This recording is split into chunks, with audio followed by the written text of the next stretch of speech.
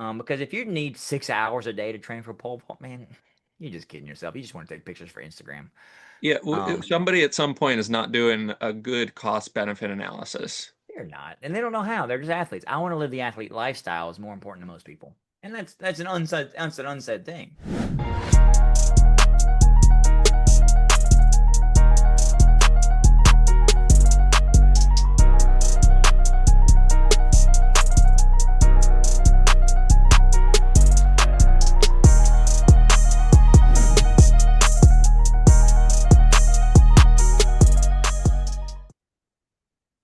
All right, check. 1 second. Let me get Yeah, I can the. hear Oh, cool. Let's see. I'm a jock, not a radio. Check. Boy, you. Joe, what's up? Not much. How are you doing? So, what is a? My entire family are engineers, Uh-huh. and I get laughed out of every family function for not having a real degree. Um, and I said, well, uh, I can work nights as a pole dancer. So they say, well, working for tips is no real job. And I said, well, the glory is there, even if permanence is not. But you can go set your resume and your LinkedIn profile and whatnot, and that's fine, you know. But you're never quite as cool as me, and I'm sorry about that. I'm sorry You about got that. the status being up there on the stage as a pole dancer. You're just above everybody else, you know? Well, they're all engineers. They think in engineer thoughts, and you're an engineer, so I'm wondering if you think in engineer thoughts. I My was an dad engineer, and my I dad think in was engineer thoughts. I just couldn't finish it, and that's why they all make fun of me. I couldn't uh, finish it because I ran out of time. yeah. Yeah, no, my dad was also an engineer, and I am not an engineer. I was an engineering technician. So You're right I in the just, pocket. You hate I built engineers just shit. like me. So yeah, I was out of high school. Obviously, I got into pole vaulting in high school. It was like the most important thing in my entire life. And then I finished high school. I went right into the Marine Corps, and I was a helicopter technician for 5 years. And then I went from there to being an automotive technician, and then into being an engineering technician here in New Hampshire, building kind of all kinds of wacky stuff. Some of it was like space flight equipment, some of it's like biomedical stuff, lots of prototyping. It was all prototypes, building the first versions of things and then running testing on them, doing, data acquisition and all of that stuff. So it was pretty cool. Yeah, I got the plenty of scars on these bad boys, but Well, you're not they're married. starting to get a little. No, I'm not married. I'm not married. I was. I got married when I was in California, but when we moved back to New Hampshire, we were just having a hard time, and it decided it was best we go our separate ways. Oh, that's tough. I'm sorry about that. That's all right. It was best Yeah. for both of us. Well, So I what's always going on with appreciate it. you? I'm curious how this I'm not actually up to date on how a professional season generally goes. I just assumed the winter was going to be slow for you. So like what does the season look like for you on a year to year basis? The funny thing is you actually have it completely on its head. The off season is way busier for a professional athlete than the in season. Because the in season, everybody's like, oh, don't mess with Sam. Or I can always use the excuse I'm out of the country. When you're at home, people know you're home, word gets around quick, and then you get pulled aside, you get pulled into new projects, and your family grows, and that's when life you try to live a whole year in 3.5 months. Yeah. And so because during the year, you're gonna be like, you literally it's almost a completely different life. And and it's by design and you pick it. So a lot of people there's a lot of people that end up, and I'll get off on a tangent, you'll stop me. There's a lot of people end up in a professional athletics career and they're like, "Oh, what did I give up? What did I give up?" And I said, "No, you kind of picked this. You could have gone to be an engineering tech. You could have freaking been a jarhead. You could have joined the army like me. You could have been 1,000 things, but you picked this, and it comes with certain other things. It's like being an NFL player." And he says, "Well, you're buying your brain at 55," and I'm like, "That's great, that's Mhm. great. You will hopefully your sacrifices will be worth it, and there's sacrifices in doing everything, and that's what people athletes are a lot of times out of touch." And so I love to talk to people who are in touch with reality. They have been through some life. Because athletes, a lot of times, if they do it from the very beginning and they were always the cherished one, they run out of perspective really fast. And it's really telling. Yeah, that's one of the things I've noticed with like I'm actually going to college right now. I just enrolled in college for the first time. I'm using my GI Bill and all that stuff. So I'm that's going to go great back for to me. school myself. I need to get some perspective. I'm going to go to law school. And Oh, I cool. don't know when I'm going to do it, but I got to do it. I got to strike while the iron's hot. Hmm. And then I can make fun of all my engineering family members for not having a not be able to be like a JD on the end of their name or something like that. You said, how far did your math degree take you? I have a math degree. I just don't have my engineering degree. Long time ago. Yep. But what's cool?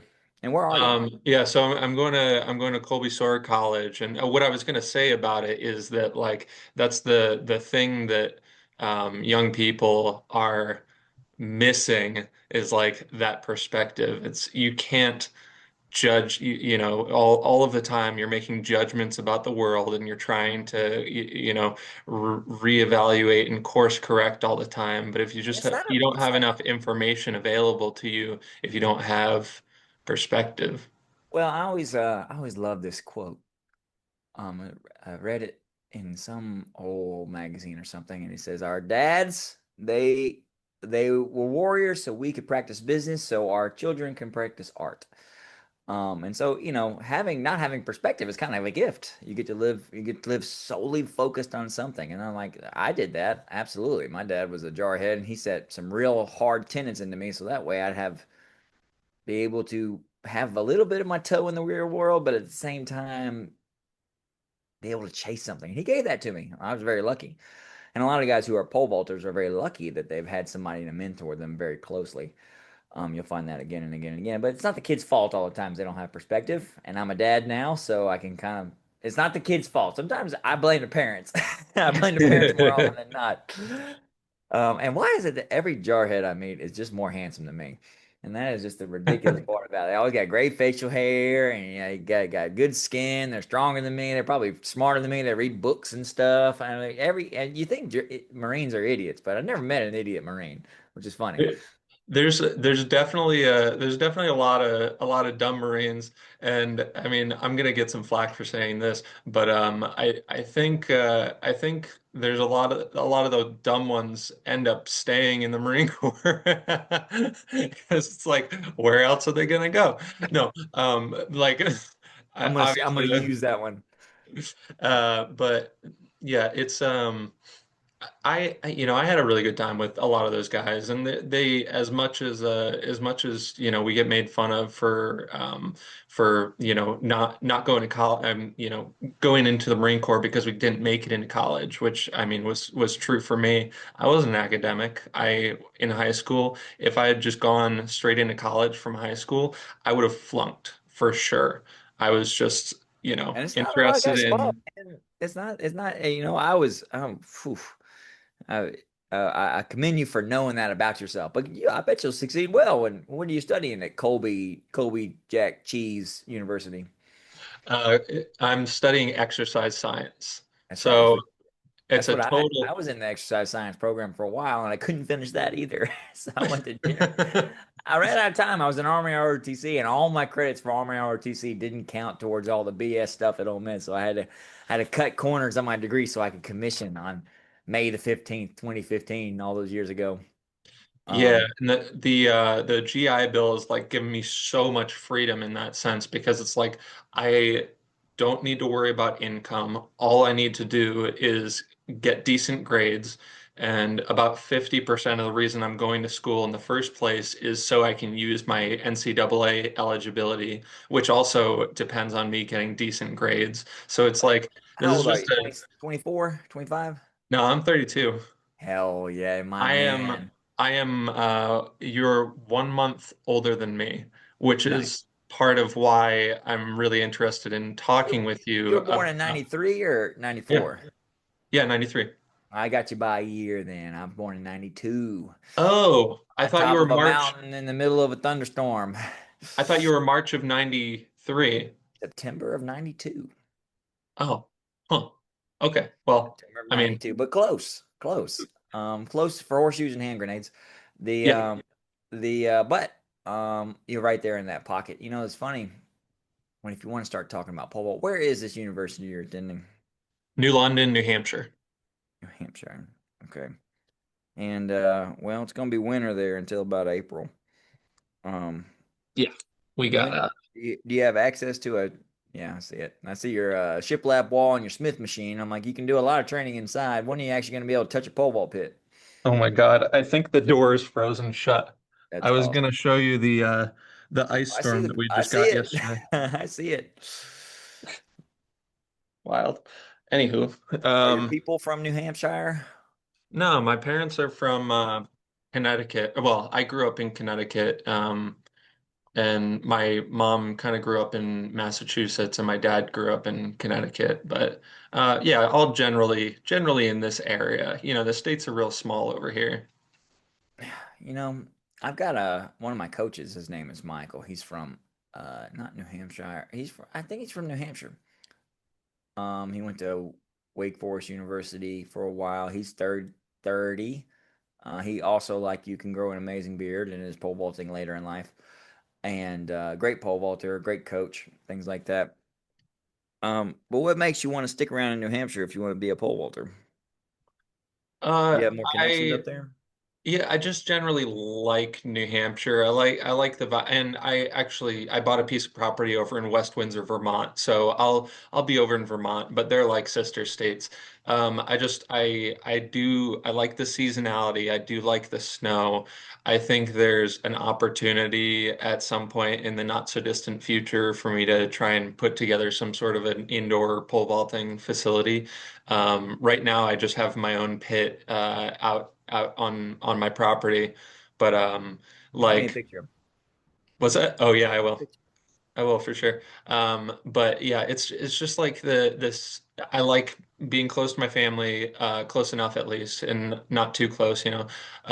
And also the seasons and the just the vibe around here. It's pretty neat, but you know, I I've traveled around. I've been all over the U.S. I've been to a few different countries, and I definitely like the Northeast. It's a big part of my identity. It seems like it's quaint. Which I'm from the deep South, and I prefer it among others. Yeah, The there's a certain self identity you get from being from the South for sure. I don't know if it's the same as up there. Um, because a lot of people they flee the South. Oh, the South is so terrible. And I'm like, well, you either got to do something or or find somebody else is going to do it for you. You can just be a part of their rag. There's no big company up here, no giant companies down here to work for, unless you're going to work for Amazon Box now, and that's only a recent addition. There's no, you kind of got to, you kind of got out on the limb, out on the lamb yourself. You're going to do anything, and so that's why you get driven Southerners to go do a lot of things, and we yeah, succinctly dislike Yankees, so much, much like yourself, for all of your peaceability and your seasons. And I don't have much animosity on the streets and no history of racism and all that stuff. Oh yeah, it's just so nice up here in New Hampshire with all my cul-de-sacs and nice snow plows pushing around, and nobody gets locked down anywhere. And we're always so peaceably nice with all of the Canadians on the other side of the border and whatnot. yeah. That's all true. That's all true. Hey, I don't fault you for it. It's it. My wife, if you tell my wife too much about the season, she tells me I owe her a fall house. And so I'm like, dang, we ain't really got a fall down here. We got 2 weeks where the leaves just evacuate the trees before it starts getting chilly. And that's usually around December. But Yeah, that means you get about 10 months you can pole vault outside easy and nice with your shirt off. And Florida is 12 months out of the year. Here's 10 months. yeah. I'm Up a little there, jealous. I've been looking at a couple of the street vaults down in Naples, thinking of making a trip one of I these thought days. about going to the Naples meet. I don't think he's going to come back with my price. But that's nothing against him. It's just that's my problem. Yeah. The so what do you want to know about pro pole vaulting? Honestly, it's not about pro pole vaulting. It's more about pole vaulting and aging. at the same time. So like what do you treat differently now than you did when you were 20? And if you were advising someone who is a 30 something year old pole vaulter, how do you treat them differently than you would a, 19 or 20 something? Well, two different ways. And you've either got someone with a ton of experience like me, right? Or you got someone with a minimal amount of experience like you. And there's two things you got to remember about being 32 and how many jumps do you think you have under your belt as a pole vaulter? Having only pole vaulted in high school, to my understanding. How many Hmm. jumps? Oh, 1,000? 2,000? somewhere around there. It's not high. I'd have to do some math, but yeah, Well, maybe 10 real or 20 jumps a day when the weather was nice and when we were pole vaulting. just So, enough for it to be fun and leave an amazing memory. yeah. By the time I was 22, I had accrued probably 30,000 jumps, right? And Yep. that's for 14 years jumping two or three times. I mean, tell people think you're talented and whatnot. And that's like, okay, well, I had a key to the track and nothing better to do. Right. And that's my advantage because two things happen when you're our age. One, you're stronger without trying, right? And so you feel like you can do anything. And technically, you can. Problem is, you can't do it every day, Yeah. which is good because you're also busy. But the benefit, so the first category is people who are really good at pole vaulting, um, and a lot stronger body. You just can't do it as often. People like you, which means you have to prioritize. I don't actually have to prioritize pole vaulting anymore because I'm really good at it. What I got to do prioritize is staying healthy and getting faster. Because if you're not getting faster, you're getting slower. It's a Right. weird thing that happens if you're not actually doing intense speed training, you're going to get slower. But I've also got 20 years of layered athletics training specifically for athletics that has only ever been peeled off or not done because I had surgery or I was at military training or duty or something like that. So all of my training is 10 times more effective than it was when I was 16, 17 years old. I know what I'm doing. I know what every step means. I know where I'm stepping on the runway. There's no guesswork. I'm a coach's dream. For you, Right. you'll be a coach's dream because you're going to get better technically every single jump, right? Hmm. So every jump you can get put into it, you can get better.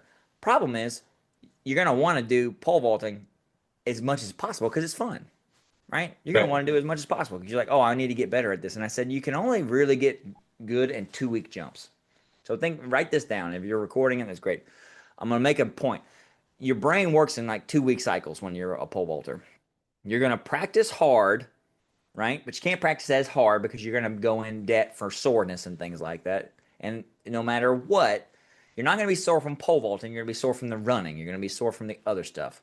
If you can find a way to not pole vault more than say twice a week, because you're gonna if the weather's pretty, you're gonna want to go jump. You're gonna want to jump back to back days. And I'm like, you unless you're a freak, which you might very well be. I'm looking at you.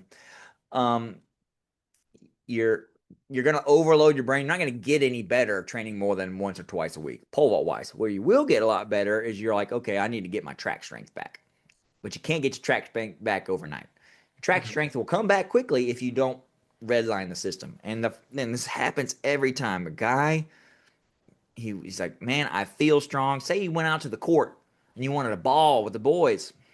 I don't actually know if y'all have concrete courts up there where guys just step out on the street. I don't know if that's that culture up there in New Hampshire, but some people just go to the court and they say, hey, I want to play. And man, they can dunk at 32, 33 years old. Problem Yeah. is, they ain't coming back tomorrow. They are laid up in the bed, sore and things like that. But you are stronger. You are way stronger, and you're stronger without trying, which means you're putting pressure on the systems that aren't fit for that yet. Although your body will do it, you will do it. And then what happens is you'll get hurt and you'll start shying away from certain aspects of training, and that's where you end up as the potbelly pole vaulter, and you don't want to do that, right? So Yeah. there's a big barrier for fitness, and I see your Smith machine behind you, and I see I don't know what your fitness looks like, but I bet it's not as a sprinter right now. I am training pretty much exclusively as a sprinter right now because I understand that speed is the foundation of, I mean, it's just a physics problem. It's literally you're taking kinetic energy and trying to convert it into potential energy as efficiently as possible. That's And the whole game. I get where most people think about that. And where the rubber meets the road is your 185 pounds. No, I'm 166 pounds. I'm in a cut right now, so I'm getting down closer to like 160 Oh, you're probably one of those by Excel spreadsheets athletes. You know what you're eating and when you're eating it and why you're eating it and how yeah. you're able to train, how hard. Oh, you're one of the shoot. I ain't never met a pro pole vaulter that had that kind of training, which is so hilarious. I've met female pro pole vaulters that have had that kind of training and their coach wrote it for them, but I've never met a male pole vaulter that was tied into their training like I feel like you are.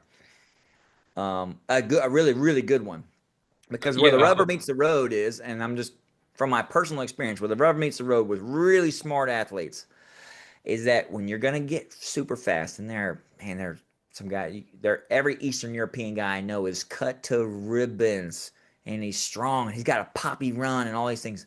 But where the rubber meets the road is when you start getting bigger pipes in your hand.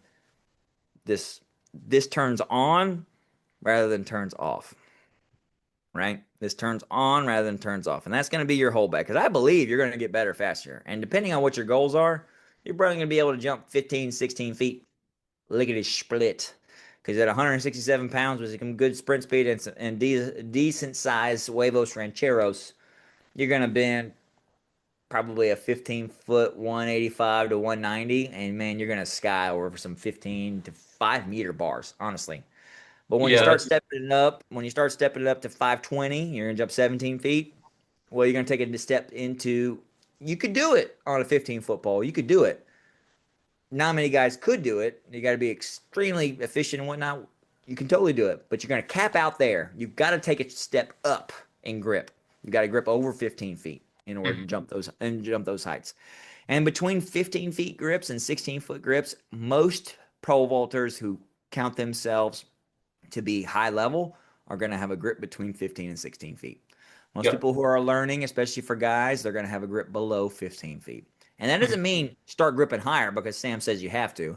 I'm just saying people who are really smart, when they start gripping higher on bigger pipes, right? Bigger pipes, that's they have trouble turning off the brain, right? Because there is no reason that guys that jump really high should be jumping really high because they are the dumbest guys I ever met. They are Emmanuel Corrales, the Greek, on the end of the. I'm telling you, his pole is like this, but Yep. on the end of it, it says LFG. Right? Let's fucking go. That's what it says.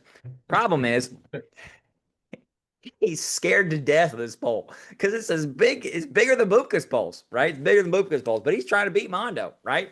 And Yeah. so he's in every jump he's taken, and he's got to prove to himself that this is going to work. Right. And you've got to go to a place where you just 100% sure everything's going to work, which you be having a smart grounding, but eventually you got to turn it off because Yeah. you got to be able to say, okay, I'm set, I'm ready to go, cut your brain off and run in there and jump. And then once you look at the video, you turn your brain back on. But that Yeah. cycle, brain off, brain on, brain off, brain on, brain off, brain on, is not, most people aren't able to go to that place, which is why I love soldiers because every one of us has got a place in his head he can say, I'm done listening. Or I have to stand here for an hour, or I've got to wait for 3 a.m. for to draw weapons at 4:30 in the morning. I'm like, okay, I know how to go to a nowhere place. Most people don't know how to do that, and Yeah, that's actually there's an innate self-preservation mode that yes, everyone has, they do, and and you it have to be able to raise the threshold for that mode to kick in. Otherwise, it's going to get in the way yes, of it will your get pole in the way. vaulting It will or get in the way in a bad way all of a sudden. Okay, right, so I'm preparing you for that. So you're one of the two types. Either you've got a ton of experience and you're trying to maintain it, or you're trying to build experience and you want to focus your training. So you can't do all things all the time, but right. being super smart allows you to layer your training. I'm super dumb, but I get the credit of, but that means I'm trying to do a lot of other stuff. So I peel off the easy thing, which is training. Easy training is easy. Training's easy. I don't know, shoot. The amount of times I got to go to the track and warm up, barely even warm up anymore. I'm like, but the amount of recovery I do, and so that way I get to the track the next day feeling fine is a ton. And that's the job. That's the job. That's my job. My job is actually not getting hurt because every meet I don't jump in is a part of my income that I don't get to report to the IRS. Right. So what you're like one of the most consistent, I mean, probably the most consistent pole vaulter there ever was. How, like, what do you think that you do sets you apart in that way? Um, Goal setting, goal setting. So what makes me different than most pole vaulters is most pole vaulters are idealists, they're not realists. Um, they say I want to be a pole vaulter because I want to get as good as possible. I want to be get as good as possible. And a lot of times those guys are like my friend Sandy Morris. I don't know if you ever heard of her. Yeah. Sandy Sandy Cheeks. Morris, yes, Sandy Cheeks. Um, Sandy has, in her mind, has never lost a race in her entire life, right? She's Hmm. never lost a race, and and when she was a kid, she was always the best, right? The best. And that's, oh, there's 10, 50% of the crowd that are professional athletes, they've never experienced loss in their entire life, right? And the other half of the athletes, they sucked in the beginning, right? But they didn't Hmm. want to suck anymore. So they learned how to do all this stuff along the way. But problem is, hard work only beats talent half the time. Because the talented freaking people, they've got something extra about them. And Sandy Morris doesn't know what the heck she's doing at all. But she knows I'm gonna run down there, I'm gonna stick my hands over my head, and I'm gonna get it in the air, right? That's the most important part. You can be super, and that's two schools of thought. Technique is for slow people. Technique is for slow people. That's not me, right? Your question was, how did you become consistent? Well, I'm not like Sandy. Sandy's somewhat inconsistent. I knew what I was trying to achieve. Sandy, in her head, she's never lost. Well, why not just aim for the be the best ever? And she's constantly aiming for that rather than something achievable. If she aimed it for some more achievable things and locked in and tried to change the X, Y, and Z thing, um, the outside world says, oh, she might be able to become the world record holder. But she's going to live in this constant state of flux of, well, how did I? Everybody expects me to have been the world record holder already, but I haven't done it. So should I change something else? And so she's dealing with that question every day. Right. No one ever challenged me with one time I got the question of Sam, are you gonna break the world record? And it was in a press conference after I had won the world championships and repeated my victory. The only athlete to ever do so, right? The only athlete to Right. do it besides me was Mondo, because it's really hard to do that twice in a row. And they Uh-huh. asked me, Sam, what are your thoughts on the world record? And the question was, it was a simple question. I'm sure it was just like a gimme question, like, oh yeah, I want to do it, because most people would say, oh yeah, I want to go for the world record. I said, Yeah, of screw course. that, You want to be the hell best. no. No, I don't want to. I don't have to go to the world record to beat you guys. Yeah. So my goal wasn't to break the world record. My goal was to build my house, right? And so every time I came to a decision, I said, does this help me build my house, or is this my ego talking?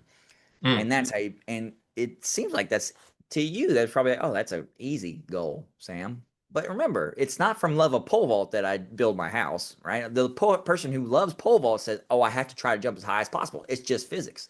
And I'll just do this, this, and this, and I'll jump higher and higher and higher. And there's no reason I shouldn't be able to jump. And I said, no plan survives first contact with the enemy. But Yeah, what I you're can trying to achieve, earn a living. I said, I can earn a living. And how do I do that? And I said, I'm going to go where all these guys have a blind spot, right? They're Mm. trying to jump 6 meters, right? They're trying to be the best. They're trying to prove something. Problem is, they'll always roll the dice. They'll always roll the dice when it comes to what's next. Oh, I could go bigger, right? I could go bigger. And they try and they fail. They fail almost 100% of the time. And so, but it's right when they get under the gun, they roll the dice.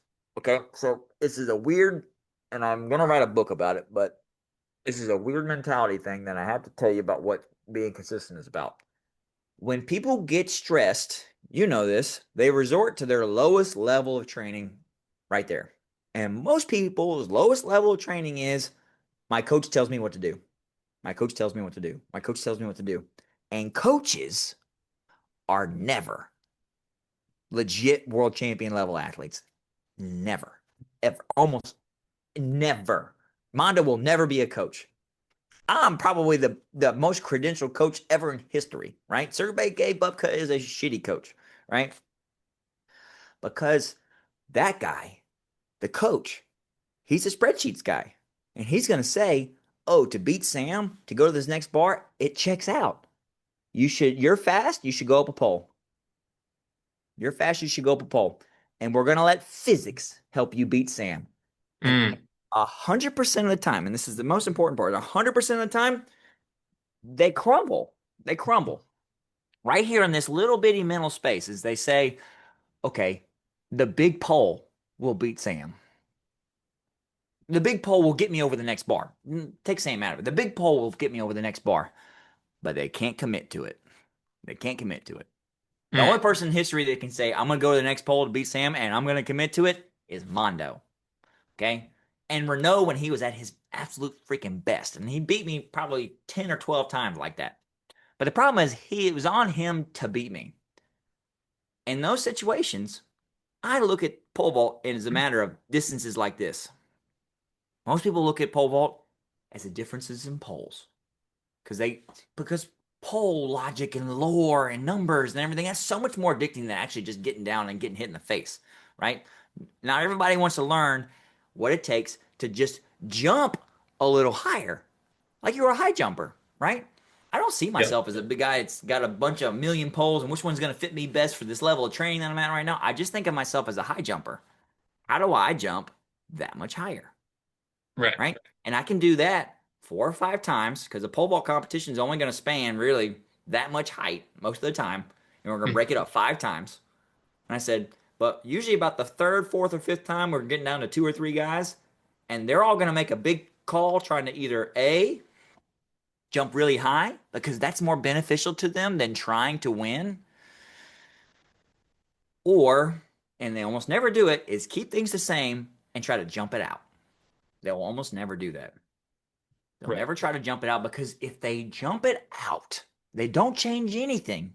It's their fault if they don't make it. Mm. Okay. That's the number one thing. It's my fault if I didn't change anything. I've relied on my own technique to get me a little bit higher. When the coach makes a change to go to the next pole and you don't succeed, it's the decision's fault. And I'm like, oh yeah, we tried. Everybody, we tried. We really did. We tried. We tried. He didn't have a single iota cell in his nutsack that was going to get him over that bar. He knew he was looking for a way out the whole time, right? It's only legit superstar level guys that I say, okay, I'm going to go to the next poll and it's going to help me win. You'll beat 99% of the guys. So I'm not that consistent. I just don't, when it gets under fire up there, right? Don't And do when it the gets under crazy stuff. fire, I bet on me, Right. right? I'm willing to take the loss. I'm willing to take the L on my chest rather than take the L at the coach's box, right? Right. And that's a weird thing. You'll only ever come to that conclusion if your dad is your coach, right? If your dad is your coach, because your dad knows what if you're being your dad knows if you're being a pussy or not, right? Your coach, you to everybody else in the world, it looks like you're like, oh man, he's really going for it. No, he's not. No, he's not. No, he's not. And everybody's like, oh my gosh, you can go back home. You can go back to your federation and say, you can lower your damn report because your federation's funding you, right? And say, oh man, he almost beat Sam. And if he had this, this, and this, he would because he was going to, they all got an explanation. But really what they don't know is that guy he just wimped out. And that I'm looking in their eyes. 100%. I've never given this interview to forward to anybody. You're just the guy, you're just the jarhead that called me. I'm looking in their eyes and I'm saying, there's no way they're gonna make this. They've already checked out. Everybody is coming to the runway, just like you, for a different reason. Mhm. Mine just happened to be I'm gonna try to win. I don't care how high it is, right? I don't care how high it is. Yep. That's a bad mentality. That is a bad mentality for most pole vaulters. Okay. Yep. Victory for me is trying to go for victory. I don't care how high it is, right? And so Yep. that has allowed me to be very consistent because I don't have a changing goal. As high as possible is not a real goal. It's not succinct enough. I'm going to try to win, and how do I do that? Yeah. Well, you scare people with a clean card, and you don't change poles under the gun unless you know you got it right. You know you need it, Right. and then you got to be sure of it. You got to be really sure of it, and self assurance is kind of what takes you over the edge when it comes to that. Because there's a lot of guys that they get lazy and they know height. Even a guy like me, I still get stressed at my first bar because I'm like, dang, I've never no heighted before. Better not start now. Um, but you've got a doubt monster on one shoulder. Every pole vaulter, the more you get and the more you got on the line, the bigger your doubt monster is going to get. The only Yep. thing that makes your doubt monster any smaller is your ego, right? Right? Your ego Yeah. monster. There's only, I can do this. It's not a negative ego, it's a positive. I can do this. I have done this. I will do it again. Mhm. This is the end. I'm going to falter here. I won't be able to do it. I'm going to sneeze on the runway. They're going to drop my funding. I'm not going to do this. If I know high here, everybody's going to laugh at me. If I go up this pole and it breaks, what's going to happen? The Dow monster's too big, it eats them. Yeah. Everybody's dealing with it, and everybody's dealing with it. I'm just good at dealing with mine. So that's what makes you consistent at a super high level, right? At a Right. super high level. Didn't Yeah. even talk about technique or pole length or anything like that. That's just the mentality of it. There's also a lot of technical things that make me very consistent when other guys aren't that. Hmm. What is there anything that came up like while you were kind of learning to pole vault that that you learned something wrong and you did it for a long time and then you had to like rewire yourself in order to kind of, Oh, no, no, no, no, no, no. I learned good in the beginning. I just didn't learn like a guy, right? I wasn't nearly strong enough to learn like a guy. I had before YouTube, but I had a flip book of a high school national champion. He jumped 17.7 and a quarter. And I tried to jump like him. I just couldn't do it. I couldn't get my butt in the air. We call butthole in it, which means your feet get up, but your butt crashes in the bar. I didn't have any swing timing. People praise me now for my vertical position and all that kind of stuff. But in the beginning, I didn't have any of that. I right. wasn't learning wrong because I was doing it that way, right? I just didn't have the strength yet to knit all those parts together. I definitely knew what I needed. And I think that's way more important than feel like you're learning wrong. But I learned, I had another flip book. It was Stacy Dragila, who's 2000 Olympic champion in the women's pole vault, the first Olympic champion in the women's pole vault. What she could do, I thought I could do, right? Right. And look at her. She was a 26-year-old girl, eight freaking pack. I was shooting for the stars, trying to jump like her, right? Because she Uh-huh. had balls of steel and she jumped 14.6. I said, yeah, but she's 5'5" like me. She's 120 pounds like me, right? I could probably do more of what she's doing than I could do what this kid was doing. And he was some 18-year-old idiot. I met him once upon a time.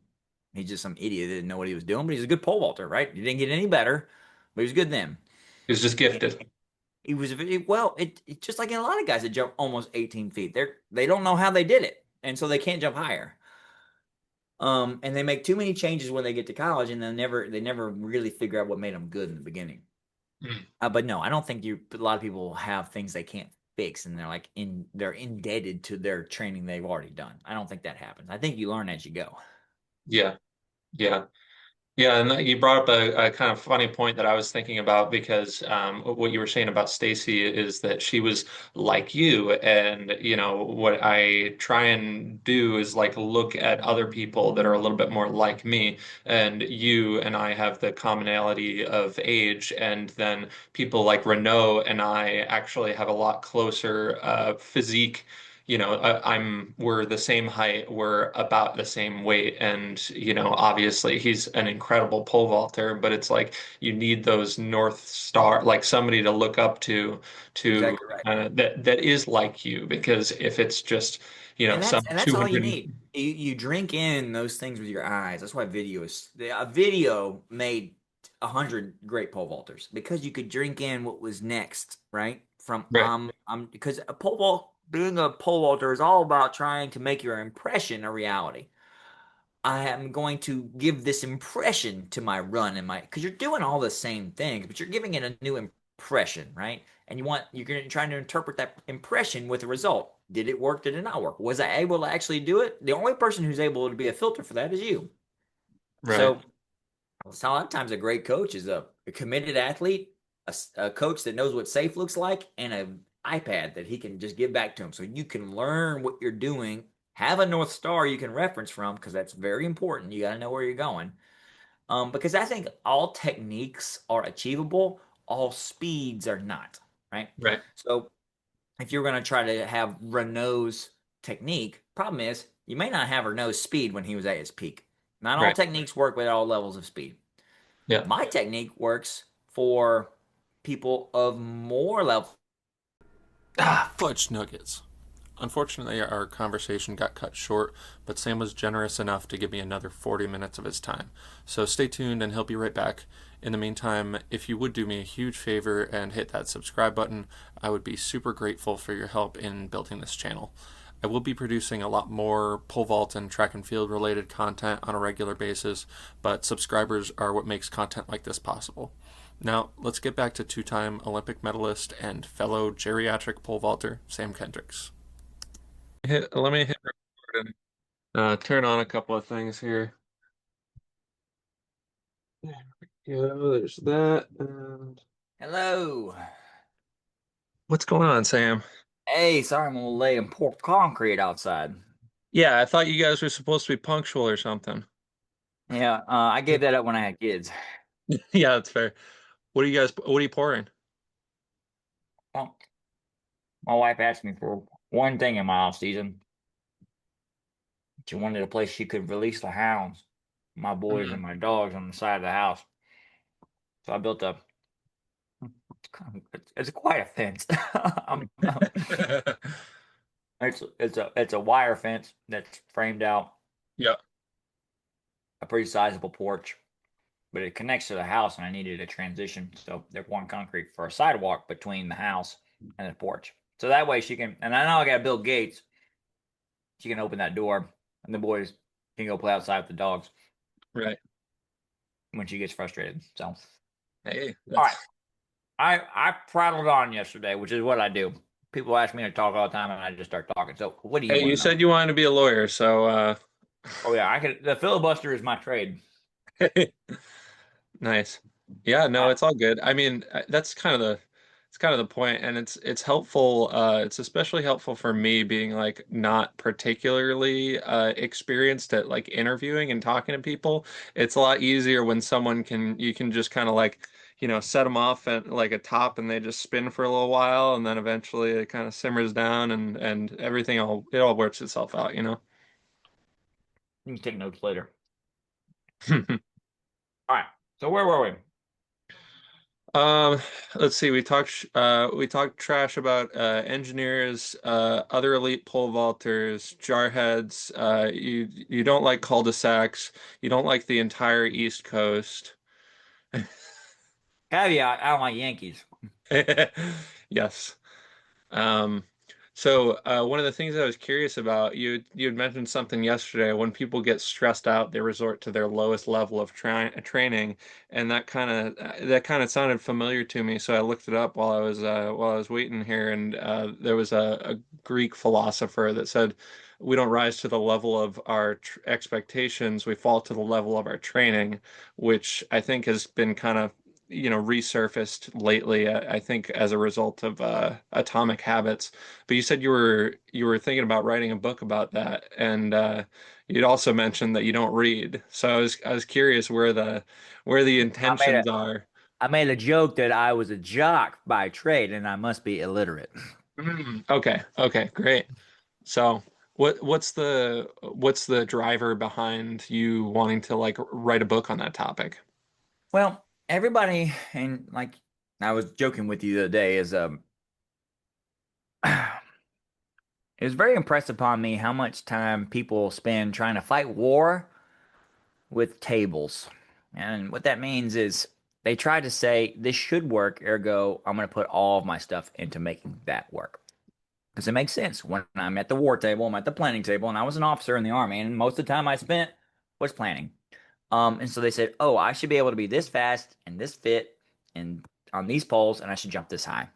When we're talking about pole vaulting, that is rarely evidence. and is rarely evidenced. And that's what I was trying to impress upon you. And you asked me, what do I need to focus on as an older athlete? And I said, war by tables can be dangerous because you'll get discouraged. I am this fast. I am this strong. Those are can be done by tables. They can be done somewhat by tables because it's easy for people to expect things of themselves they can quantify. I should jump this high.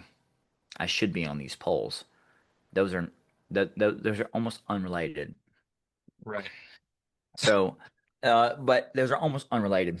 And so, as a pole vault coach, I have to remember that my job and working with young people, and especially you're not old, right? Technically, you're just a different athlete than you were at 22. You're not old. Right. Much more Um, disciplined, much less able to recover from injuries. it's going to cost you one more day to recover in training. So just factor that into your tables. If I should be able to do this on a 3 day cycle, you're going to be able to do it on a 4 day cycle.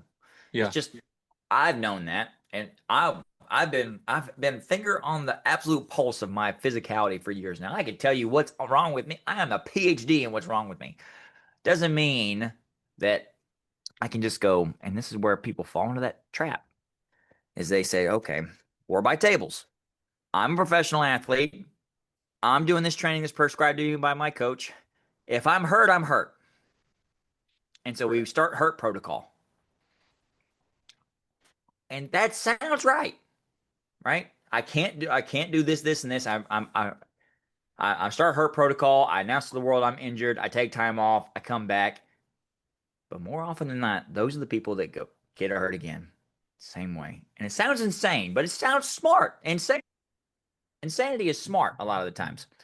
I will I caution people, and my book is supposed to be about the the the untrue aspect of being smart. And you're like, oh, I want to plan everything out. I want to have everything dialed in. I want to have my whole roadmap. I want to buy my plane tickets and get in the Tokyo Marathon and do this, this, and this. And I said, you will fail more cataclysmically when you plan like that.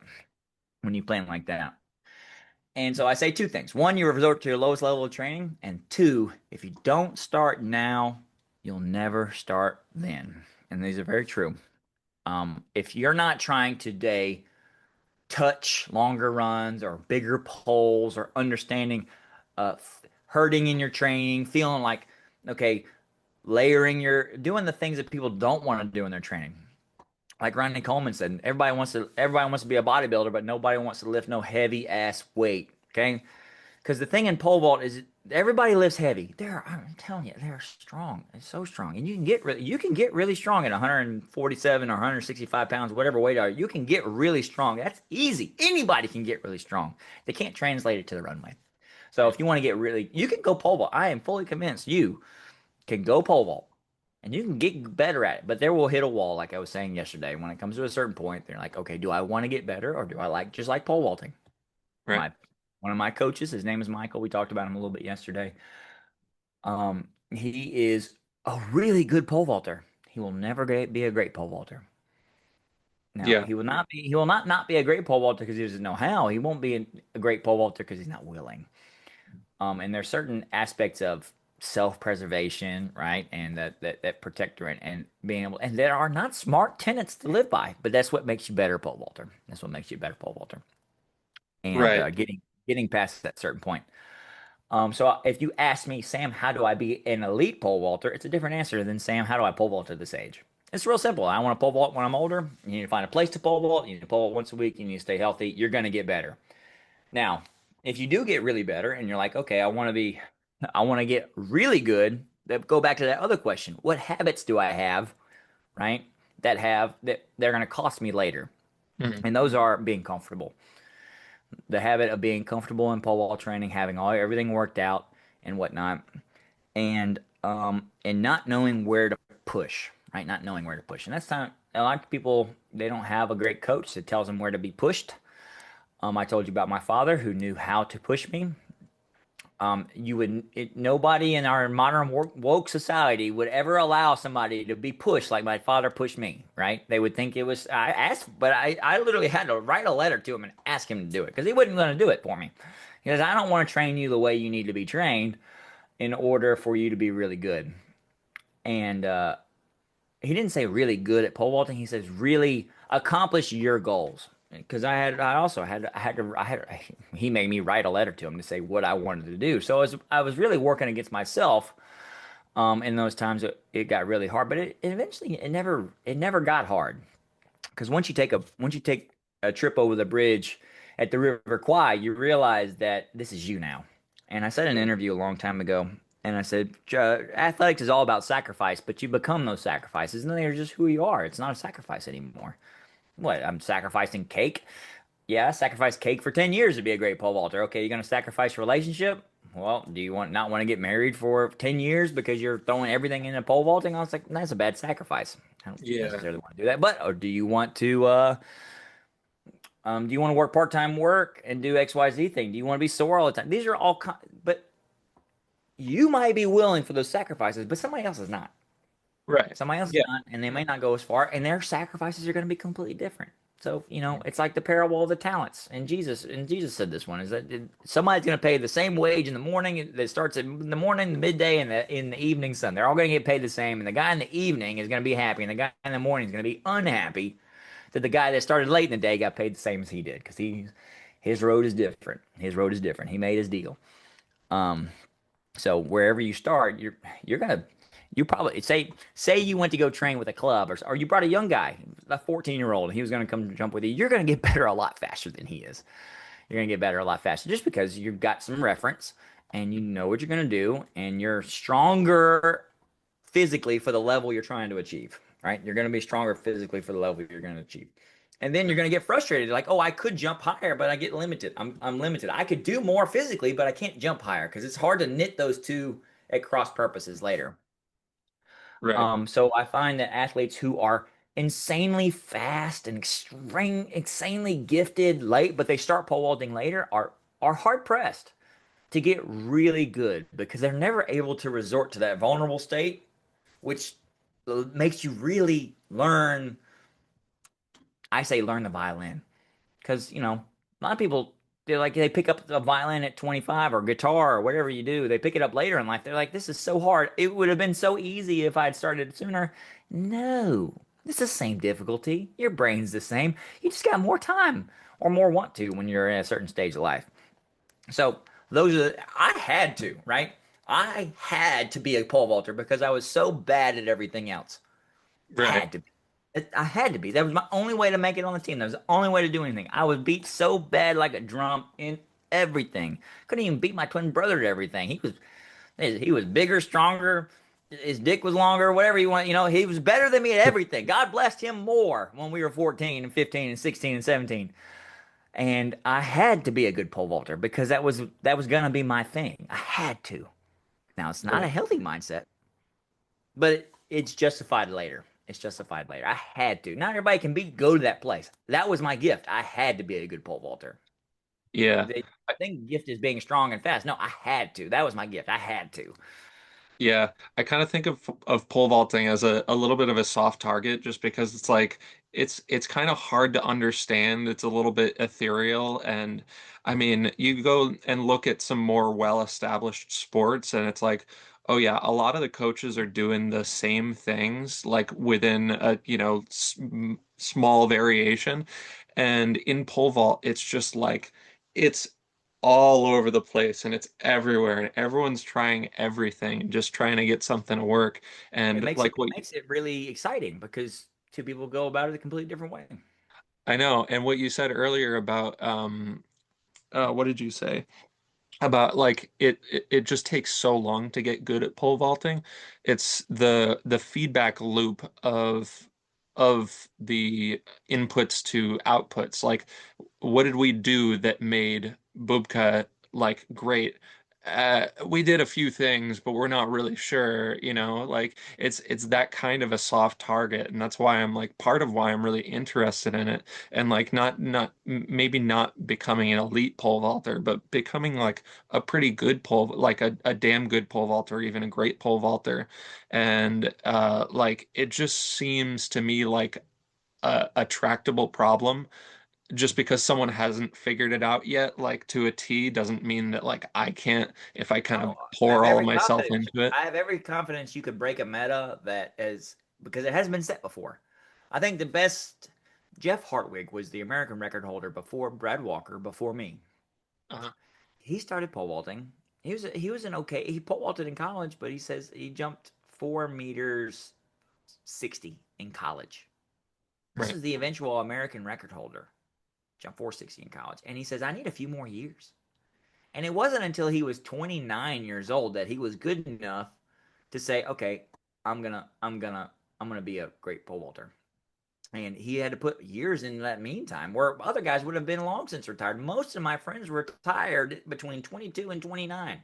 Nope, I was the old guy at 27 because guys were getting better so fast. They just didn't have they couldn't stay consistent enough to stay competitive with all the different young guys at their level for all their different abilities.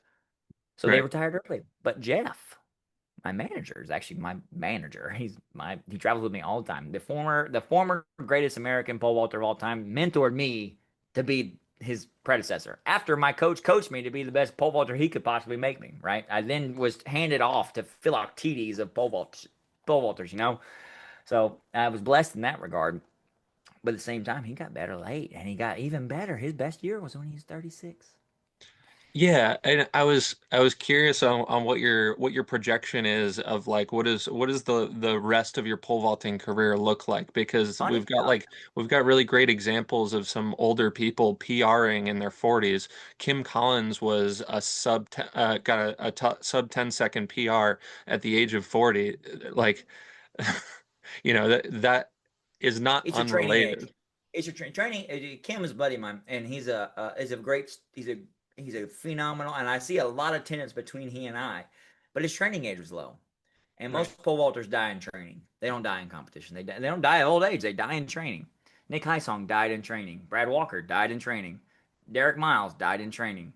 I don't. They didn't actually croak, but what happened was their Right. training age got. They immediately beat themselves so far down, doing the same things they were doing for so many years that they couldn't. Their body couldn't manage that and getting better. My training age is like my buddy Chris Nielsen, although he's blessed by God, and he's like, you know, he's yeah, this guy's superhuman what he can do, but he's 6'5", you know, Best looking pole vaulter, best looking, really exactly, great looking dude. He's great looking so dude, lucky. so lucky. But tell you what, he trains 5 times harder than I train, and I beat him 4 out of 5 times, and Right. it frustrates the crap out of him. And I love him. He's the strongest, fastest pole vaulter I know. Problem is, I'm a better pole vaulter than he is. Right? Problem is, I know what I'm doing more. Now he's a great pole. When you look at his jump, if you ever study Chris's jump, his jump is mechanical, and I would prescribe it for one person. Him. He's the only person strong enough to do that. Him and another jumper I want you to look up. His name's Björn Otto. When it comes to pole vaulters who were good older, Björn Otto is the greatest German pole vaulter to ever live. He's a German record holder. Um, and he jumped all the way till he was 37. So, and he only retired because he just didn't he wanted to go be a pilot, you know. And Right. so he's a buddy of mine. But go look him up. These two guys jump with strength as their X factor, and that's what I always look for with an older guy, especially if you want to become elite. You can be great training by tables. You can be great. Great is 550. Great is 550. Beyond 550, they're gonna have to have some sort of X factor, right? Right. What is going to make you, like we were talking about all those branching paths, what's going to make you great? Because it's going to be different for all of you. There's not, very seldomly do I see a 550 jumper who jumps like another 550 jumper. Mhm. And especially when you get up to 580, everybody's so different, you know. Yeah. Um, because it's there's not a prescription. And you were talking about people in other events and other sports, they train, yeah, they pretty much establish how to make people strong and fast. What you don't establish how to make them confident and resilient.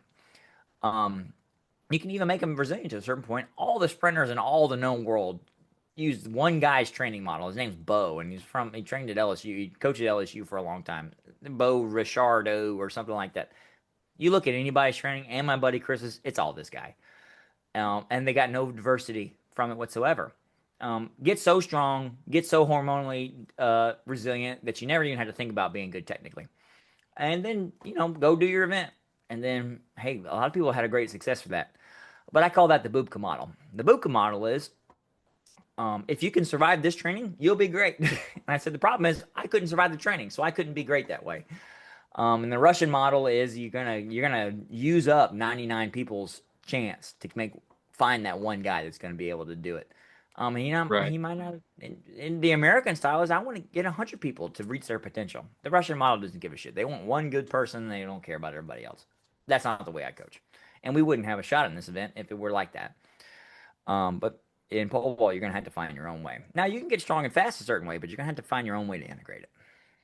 Yeah, and that kind of sounds like you had said, all these people died in training, and that there are people, other pole vaulters who work way harder than you that don't achieve the same level of success that you do. And I'm Now they curious may on they may work harder, but this is the thing that you have to remember. Where is your effort focused? That's what I was going for because it's like you had mentioned you have to have a really good coach to be able to identify where the improvements are to be made, and you have to hone in on those so you're not wasting your efforts. Another Exactly. thing I love about pole vaulting, you take someone, a girl from gymnastics and they switch to pole vaulting and they're like, the training is so easy for pole vault. It's like sprinting, all the distance people are envious of you because they're like, that dude sits over there in the corner of the track without even trying for like 60% of the practice. Like, what are we doing here? And yeah, it's just honing 100%. in. You've nailed it on that. You've nailed it. But being bad at something is not a bad thing in pole vault. It means that's what you need to work on. Right. Um, the benefit we get for being guys, you know, the circadian rhythm, having norepinephrine flowing through my veins, um, is I don't get weaker just because I don't work on something specifically. And that's the Hmm. problem with a lot of people is they're doing a lot of redundancy in their training because they think it makes them stronger. It's a mental thing. They think their training is going to make them stronger. One thing I don't have to learn how to do is I don't have to learn how to bleed, right? I don't have to learn how to get cold. I don't have to learn how to wait. These are all things that you're like, what are you talking about, Sam? Well, if you've never bled profusely, been really cold, or had to wait for a really long time, doing those things for the first time is terrible. Is mind numbing for most people. They can't do it, right? But once you've done it, you don't have to practice it. You don't have to The practice it. maintenance volume is so The low. volume is low. So most people are training things all the time. I'm like, they're doing reps on reps on reps on reps to get 1% more in core strength. And I'm like, yeah, I mean, for yeah, you can do maybe. And this is something I had to learn. This is a huge change in how I trained. Because in college, I was man, I'm fitness king. Oh God, I could weigh on anybody and anything. The Army PT test. God, they call me the unicorn because I never trained with them and I was always the best at everything. God, I was so good. I could rep out 50 pull-ups dead hang. I could push up all day long. I could run 2 miles like it was nothing. Problem is, none of those things make me any better at pole vault. Right. My back just hurt all the time, and I was tired all the time, and I was hungry all the time, and I was like, ah. And the one thing that I learned what I needed to focus on was I need to learn how to be intense. I need to learn how to be intense. And so intensity is where I had to have some mastery because most people can't. They've got all this strength and all this speed and all this endurance, but they can't summon it for that one instant to do that. And that's not just power; that's motivation as well. It's a real thing that people got to be able to do. It's intensity. Matching what the effort is, putting the effort out in front of me, and matching intensity. Intensity is setting the bar and then achieving it. The intensity is loading the weight and realizing this rep is going to take everything I've got. It's a call on your shot kind of thing, is intensity. And most people shy away from that. They're in a constant building phase. And yeah, it gets harder and harder and harder and harder and harder and harder and harder until the most intense thing they think is easy, right? If you climb the steps, you're all the way at the top. that's not really how pole vault works. You can layer all that stuff, but if you don't layer your confidence with it, you'll never be able to max out that intensity. And the big poles will seem like steel pipes, and the runs will seem like they're running over the Atlantic Ocean, you know? And this is a big problem girls have is they want to train comfortably. Because comfortably, like, there's nothing wrong with working on the basics, right? If I work on the basics, I'm working on the basics 10 minutes because I am a master of the freaking basics. I did 20 years of this. I got 10 years of basics. If I got to go out there and do swing ups and stuff like that, I'm wasting my damn time because I'm already that good at it, right? I'm already good at it. So, Right. but most people don't know what that, they're not able to let that go and transition to something else and realize where it comes, where the strength in pole vault comes from. The strength in pole vault is I know it's going to work because I'm able to overdo it in this situation, right? And I'm at the back of the runway. I'm jumping before the pole hits the back of the box. I'm swinging before the pole starts to bend. I'm over the bar and pushing before I even. It's already happened in my mind, the instant beforehand. Most people are reacting to it. They're Hmm. reacting to it, and girls are reacting to it all the time. I want to make sure I'm safe, and that's not a bad thing. That's not a bad thing. That's not a bad thing. It's bad when you want to jump really high, Yeah. right? It's. I want to make sure that it's gonna work. I want to make sure that it's gonna the pole's not going to break. I want to make sure it's going to bend right. But with those things in your head, they're counterintuitive to the confidence you need, and they're going to make everything seem way harder, way harder. And that's just the Right. way it goes. It's like all of these things have a cost, whether it's whether you're doing a bunch of you know bubkas in practice, whether you're overthinking something on the runway or whatever, and it's like we have to cut down on all of the costs because we only have our budget of energy is this much, and we need this much of it to be able to actually do the thing. A lot of pole vaulters, they say this is an elite problem, but they're like, oh, well, I can't, I don't have enough funding. I don't have enough funding. And so I have to still work a job. And that's hurting my performance. I'm like, you just don't. You're lacking perspective. We talked about that, as well as if you need all the energy you wake up with in the morning in order to train for pole vault, you're actually gonna get way worse, dude. You need something else. I work my ass off every day. I made another dream. I got other passions and things like that. I'm throwing tons of energy into those. They don't detract from pole vault. They add to pole vault because that's life balance. And then when you get to an elite level, if you don't have any life balance, that's going to cost you as well. Now, Right. for good and great pole vaulters, I don't you don't worry so much about that. You can be as addicted to it as you want, but you'll never get back to that if you don't know the cost it's going to have on other things. Because if you need 6 hours a day to train for pole vault, man, you're just kidding yourself. You just want to take pictures for Instagram. Yeah, Um, somebody at some point is not doing a good cost benefit analysis. they're not, and they don't know how. They're just athletes. I want to live the athlete lifestyle is more important to most people, and that's an unsaid thing. When you go to the Olympics, I tell you what, 60% of the people think it's incredibly hard to win an Olympic medal. And I'm like, no, the hardest part's making the Olympic team. The Olympic medal for an American is actually a lot easier than making the Olympic team because most of the people that go to the Olympics are only there on vacation, right? There might be 4 or 5 players that are actually going for a medal. Everyone else has already achieved victory. And it's even true of the Olympic trials. There's a lot of half the field is like, I'm just glad I made it to the Olympic trials. I would say more people at the Olympic trials are trying to make the Olympic team than there are people at the Olympics trying to make a medal. Because there's a lot of people that just get thrown into it. It's not as competitive as you think it is. Now, to win and to medal, it's incredibly competitive because, but most people aren't even trying to try. They're not. They're doing it. They would do it on accident. And that's why we say, Team USA has this data point, and the USA Track and Field. It really opened my eyes. There's an old bastard. His name's Duffy Mahoney. I actually like him now. He made my mom cry a long time ago because I got thrown out of the Olympic trials. 2012, I was in the Olympic trials, and then when I got off the plane in Oregon, I was out of the Olympic trials.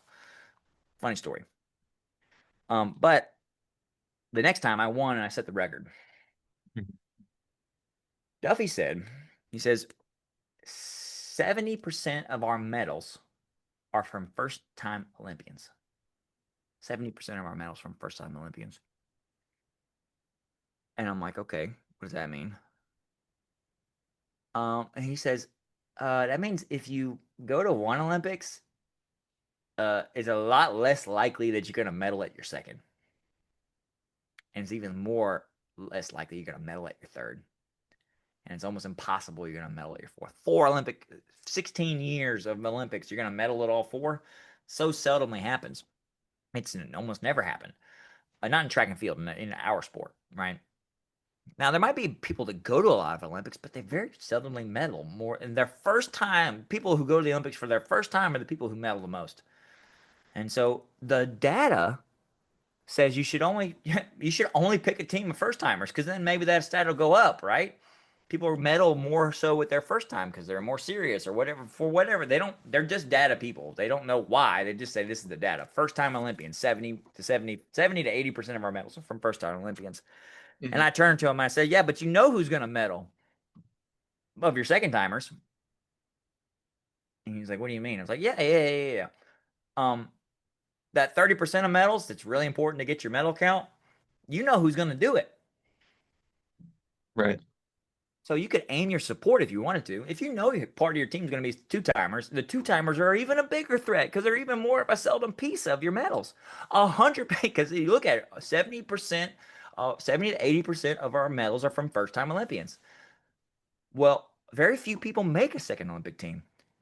And so of those people, a lot of them medal, right? Right. A lot of them medal. That means they're bigger threats because they got more experience, way more so. But Right. your team is going to be more full of people who are peaked at the Olympic trials of first timers. That's way because there's way more first timers than there are second timers. Yeah. And there's very, but people who go to Olympics the second time, they're technically have a huge advantage. Huge advantage. So I medaled at my first Olympics, got thrown out of my second, and medaled at my third. A statistical anomaly. The only guy to ever do it, to medal in Olympics, two Olympics apart. You go look it up. Try to find me a pole vaulter that has medaled in his first, got thrown out of his second. You can go look at boycotts and things like that. It's almost never Yeah. done. 12 years apart. 12 years apart. Well, 10 years apart. 10 years apart. Same, well, different medal, a higher medal. So Right. You did bronze and silver, right? bronze and silver. I got thrown out of Tokyo. I think I could have won Tokyo. Yeah, what was I'm actually not I'm not familiar with I got any thrown of out that. because they said I had COVID. Ah, right. Okay. Right. I But I think was, I did hear about that. I just forgot. yeah. They said I had COVID and they locked me up and I got a lot of scars because of that. But the technically you have to measure motivations. That's not what data does. So all of that to say is that um, as you develop, you don't have to learn how to do things again, right? If Right. you're already good at something, let yourself be good at that. Let yourself be good at that, and if take advantage of the things you're already good at and work on the things you're bad at. And if you're really bad at something, maybe you shy away from it. Maybe shy away from maybe like my friend Sandy. She has she has told us she says, guys, my brain is not meant to try to get better at pole vault technique. So I'm just going to train the things that make me really good, being fast and being willing.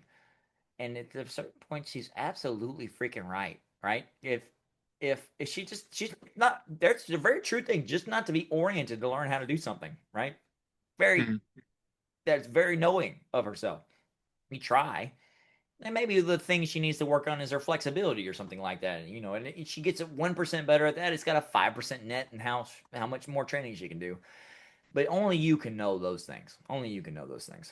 I can't know them for you. But she knew it herself. If I try to get better at pole vaulting, I'll jump worse. I'm like, hey, Right. you convince yourself of it. It is the case. Yeah. Um, I think we've got like maybe like 6 minutes left here, but I wanna try and get a couple of quick questions through if you want to do a little speed round. Sure. I what do you think is like are like your top three exercises for pole vault, and what do you think are the ones that you would probably get rid of if you could? Um, pole runs, number one. Running with the Yeah. pole. Running with a pole for marks, right? Hmm. Uphill running, Hmm. and sometimes mixing those two together. And then between 60 and 120 meter sprinting. 60 and 120 meter sprinting. Okay. Which ones do you not like? Um, I don't like heavy lifting. I don't like cross training. that much, Yeah. like biking or swimming or gymnastics. I don't like those things. Hmm. Um, and I don't like short run training, Okay. short run pole vaulting. But that's gonna be different for you. But me, it's like I can't learn anything more from that distance. I only have to test myself because the way I got to get better is only adding a little bit on top, and then I Right. get everybody gives me credit for getting a ton better. If I jump 607, everybody's like, "Oh my God, Sam's the best ever." I'm like, "No, I only did what I did 10 years ago, a little bit better." So Plus my 10 goal, millimeters. my gap is not where in those places. I'm already the world's. I tout that I'm the world's greatest short run pole vaulter that just never does it. It's not the Right. case, but I can't the way I pole vault. I can't get any better at it. I can already do it perfect. Yep. And it's not an ego thing. It's just like if you can already do it perfect, why do it anymore? Move Yep. on to something else because Yep. it's not actually the thing at the end. It's really Yeah. hard to pole vault really high perfectly because there's so much intensity and effort that goes into it. But pole vaulting short is just lazy, I think. How much do you use like visualization? Well, it's the number one thing I'm good at. The number one thing I'm good at. It is the most important thing. Being able to be able to wax over a memory and use that to instill yourself with confidence and uninstill doubt. Visualization is everything. Watching Hmm. those videos, trying to compare it to that North Star we were talking about yesterday of an athlete, because that is how you change yourself neuromuscularly. That is how you Yep. change how what your body's willing to do. Is you're constantly brushing that over your mind. A good coach will brush you with encouragement. You will brush yourself with visualization. What you see is what you are. Yeah. And like today, who are the people that you look up to as your like mentors or the people you're kind of like working towards or they're that are most helpful for you? Mondo's opened my eyes a ton. Really? Uh, yeah, Mondo absolutely, and in ways you wouldn't think. In ways you wouldn't think. I was a good champion. I was a good champion, and I still retain the title of a two-time world champion. You don't lose those things, and that's important for you to remember as you go forward. You don't devalue as you get better and better. Even if you dip in your performance, you don't devalue. There's always a reason for it. Not an excuse. There's a reason for it. The but Mondo, he from the beginning, he was never an antagonist. He was always a friend, and he made me soften. He softened me up for sure, and he also encouraged me to let loose, to let loose. Let loose your chains almost because they're to be super consistent is something I know of myself, and it's very much a mental chaining. And trying to achieve more and more. I didn't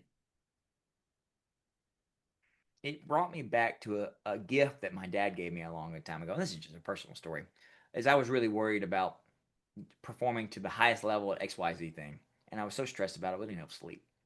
I was like, Dad, I'm worried about this. And he says, you know what? Go tank it. Go tank it. He knows I'm a first son and, I'm good at everything. And at this point in my life, and I'm like, what do you mean? What he's telling me is that those things that you're worried about are really not mattering. If you failed at those, they wouldn't change your life one bit. And remembering that, Mondo being so good allowed me to try to even grow a little more when I thought I was bitter after Tokyo and all this kind of thing. I got to grow. I got to let loose. I got to be a better pole vaulter, and I'm a better pole vaulter than I was when I won those world championships in 2019. I am actually better at everything to be a better pole vaulter, and it was very significant for me because him being there helped me do that. Renault, the former champion, the world record holder, he didn't help me do that because I knew I Yeah. could beat him being me. Um, Mondo being so good, I said it doesn't matter how good I am. I try to be better than I was. I don't have to hold it together trying to hold on for a prize or for something like that. I said I might never beat him. I might never win a pole vault competition ever again. Why not try? Why not try? And so that's Yeah. what he did for me. He kind of unshackled me. Yeah. That's great, man. It's great. It's such a cool sport and it's so exciting and I love the vibe around it and I love all the people around it and stuff like that. And I really appreciate you're taking your time and talking to me these two times now and I really appreciate it. I'm looking forward to hopefully Well, one I of these enjoyed doing days I'll this. I prefer talking to you and the guys like you. I get get stuff all the time, and it's like some young kid that says, "How do I get good at pole vault?" Or some Bahamian kid's like, "I man, can you send me some poles?" I'm like, "I wish I could help." Just like with you, I wish I could help you more. I could tell you all these awesome stories that I love to talk about. Not everybody in my life has questions to ask like that. They're like, "Oh, Sam's this. He goes and does that." They don't Yeah, really relate to it, so it's nice to be able to talk about those things. So I appreciate yeah, that. cool, good shit. Well, I think we're just about to get cut off here, but it was good talking to you, and maybe I'll see you one of these days. Come down here and do a summer training camp with us. I'll give you a room. Oh boy, I will take you up on that for sure. All right, May 16th to June 6th, maybe. So look at that on your calendar. Hell yeah. All All right, right. you're gonna have a shovel in your hand while you're here, though, so be careful. Oh yeah, I'm good with that. I'm good for All that. right, talk to you later. All right, thanks, Sam. Bye.